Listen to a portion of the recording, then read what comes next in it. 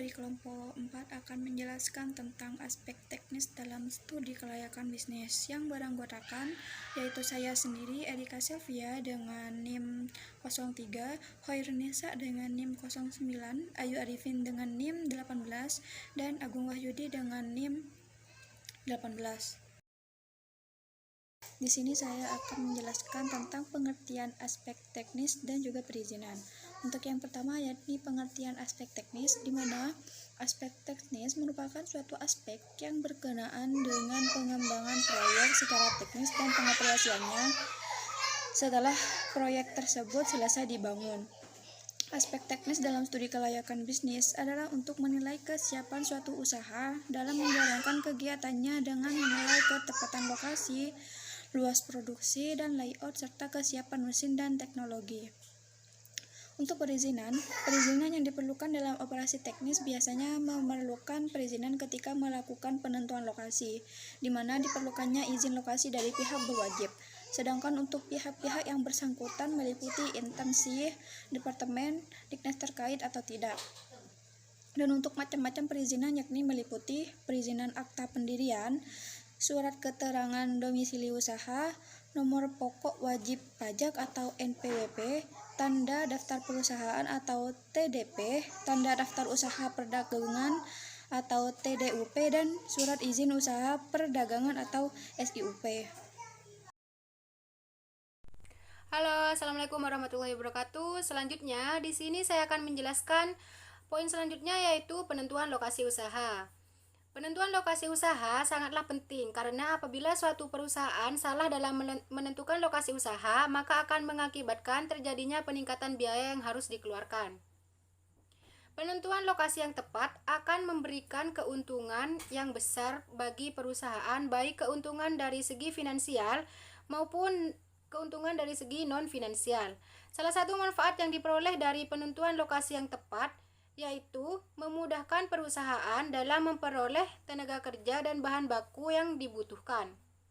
Biasanya, lokasi usaha ditentukan sesuai dengan jenis usaha yang akan dijalankan.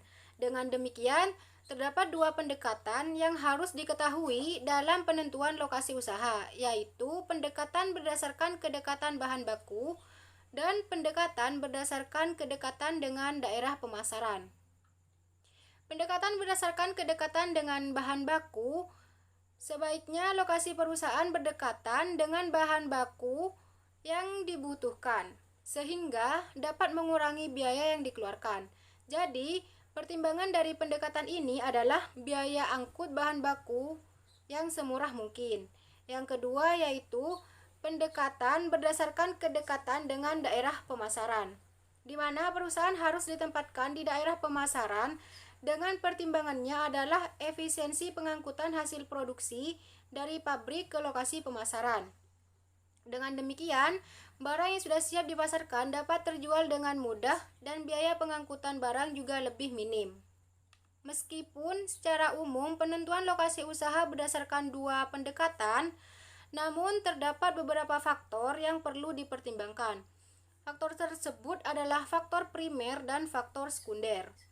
Faktor primer pada umumnya melihat beberapa pertimbangan seperti kedekatan dengan pasar, kedekatan dengan sumber bahan baku, kedekatan dengan tenaga kerja, dan ketersediaan sarana dan prasarana yang memadai.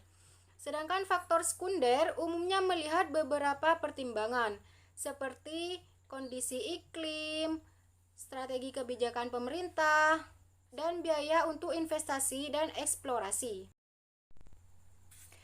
Selanjutnya yaitu penjelasan tentang penentuan luas dan besaran produksi.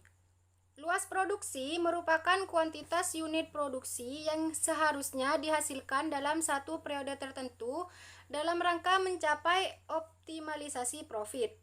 Penentuan besaran produksi berkaitan dengan berapa jumlah produksi yang akan dihasilkan dalam waktu tertentu dengan mempertimbangkan kapasitas produksi, peralatan yang dimiliki, serta biaya yang akan dikeluarkan. Pada umumnya, luas produksi ditentukan oleh kecenderungan permintaan yang akan datang, kemungkinan pengadaan bahan baku, tenaga kerja, tersedianya teknologi dan peralatan di pasar, dan daur hidup produk dan produk substitusi. Sedangkan penentuan besaran produksi dibagi menjadi 3 bagian, yaitu pendekatan marginal cost dan revenue, pendekatan BEP, dan metode linear programming. Baik, selanjutnya mengenai tata letak. Tata letak merupakan suatu proses dalam menentukan bentuk dan penempatan fasilitas yang dapat menentukan efisiensi produksi atau operasi. Layout dirancang berkenaan dengan produk, proses, sumber daya manusia, dan lokasi hingga efisiensi operasi dapat tercapai. Penentuan layout bertujuan untuk mengatur fasilitas-fasilitas operasi sehingga nilai yang diciptakan oleh sistem produksi menjadi optimal. Selanjutnya ialah macam-macam layout. Yang pertama ada layout garis atau produk. Yang kedua ada layout fungsional atau proses. Yang ketiga ada layout kelompok. Dan yang terakhir ada layout dengan posisi tetap. Kemudian keuntungan dari tata letak, yaitu yang pertama ada efisiensi pemakaian ruangan, kemudian yang kedua ada biaya investasi dan produksi bisa dikurangi, yang ketiga ada kelancaran aliran material, dan yang terakhir ada adanya kenyamanan, kesehatan, dan keselamatan kerja yang lebih baik. Selanjutnya mengenai pemilihan teknologi dan layout. Pemilihan teknologi ini hendaknya dipertimbangkan sejak awal karena teknologi membawa efisiensi yang tinggi pada proses produksi sekaligus dapat menghasilkan produktivitas yang tinggi. Berikut ialah hal yang perlu diperhatikan dalam pemilihan teknologi, yaitu yang pertama kesesuaian bahan mentah yang dipakai, kemudian yang kedua ada pemakaian teknologi, dan kemampuan tenaga kerja dalam pengoperasian teknologi tersebut. Dan yang terakhir ada kemampuan partisipasi terhadap teknologi lanjutan. Dan selanjutnya ialah pemilihan layout. Pemilihan layout ini hal yang perlu dipertimbangkan yaitu adanya konsistensi tenaga teknologi, adanya arus produk dalam proses yang lancar dari suatu proses ke proses yang lainnya. Kemudian yang kedua ada penggunaan ruangan optimal. Kemudian yang ketiga ada penggunaan ruangan yang optimal. Terdapat kemungkinan untuk dengan mudah melakukan penyesuaian maupun ekspansi. Kemudian yang terakhir ada meminimalisir biaya produksi dan memberikan jaminan yang cukup untuk keselamatan tenaga kerja. Baik, selanjutnya mengenai masalah proses produksi dan operasi. Yang pertama ada posisi perusahaan, yaitu mengenai pemilihan strategi produksi, pemilihan dan perencanaan produksi, dan yang terakhir ialah perencanaan kualitas. Kemudian selanjutnya ada operasional, yaitu yang pertama ada jumlah produksi, manajemen persediaan, dan yang terakhir kualitas produk. Kemudian mengenai desain, yaitu pemilihan teknologi, rencana kapasitas produk, perencanaan letak pabrik, dan yang terakhir perencanaan tata letak. Pengawasan kualitas produk. Pengawasan kualitas produk adalah sebuah usaha untuk menjamin atau asuransi agar hasil dari pelaksanaan sesuai dengan rencana perusahaan yang telah ditetapkan dan memuaskan konsumen. Tujuan dari pengawasan kualitas ini adalah agar tidak terjadi barang yang tidak sesuai dengan standar mutu yang diinginkan terus-menerus dan bisa mengendalikan, menyeleksi, menilai kualitas sehingga konsumen merasa puas dan perusahaan tidak rugi. Pengawasan ini biasanya berupa pertama yaitu pengendalian biaya, kedua pengendalian produksi, ketiga pengendalian standar spesifikasi produk, dan yang keempat pengendalian waktu penyerahan produk. Selanjutnya yaitu penentuan metode persediaan. Penentuan metode persediaan ini adalah sebuah cara di mana seorang pemilik usaha bisa mengalkulasikan harga pokok penjualannya dengan biaya persediaan akhir. Biasanya metode ini ada 3 metode dalam penentuan persediaannya. Yang pertama metode FIFO. Metode FIFO ini merupakan metode yang digunakan untuk menjual tergantung dari kapan produk tersebut tiba di gudang pemilik usaha. Singkatnya, metode ini lebih memilih untuk menjual produknya yang datang terlebih dahulu ke gudang pemilik usaha tersebut. Yang kedua yaitu metode LIFO.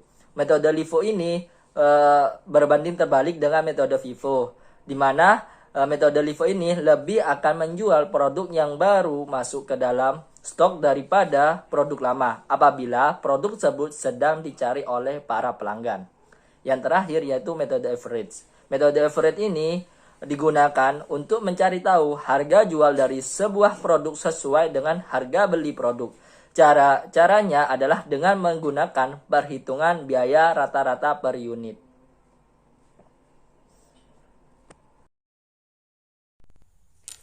Oke, di sini saya akan menjelaskan salah satu studi kasus yang diambil oleh kelompok kami dengan judul Analisis Studi Kelayakan Usaha Pendirian Home Industry dengan studi kasus pada home industri coklat cozy di Kabupaten Blitar. Pada umumnya, kegiatan produksi UMKM banyak bergerak di bidang pertanian, dikarenakan Indonesia merupakan negara agraris di mana sebagian besar penduduknya bekerja di sektor pertanian. Salah satu industri yang berpotensi untuk dikembangkan dalam sektor pertanian yaitu industri coklat. Coklat merupakan bentuk olahan makanan atau minuman yang berasal dari biji kakao.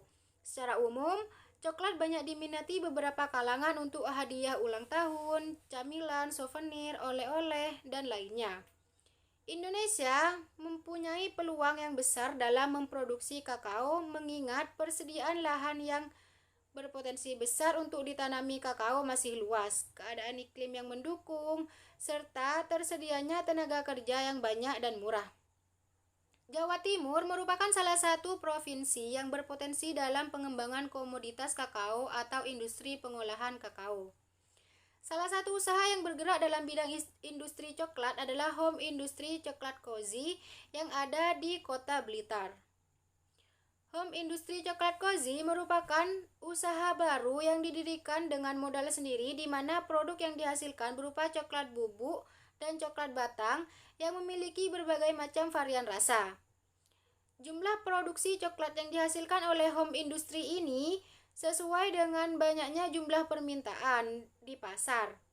Permintaan produk coklat cozy mengalami kenaikan hingga 30% setiap bulannya, sehingga dapat memberikan peluang yang besar kepada para petani kakao, khususnya para petani yang ada di daerah Blitar.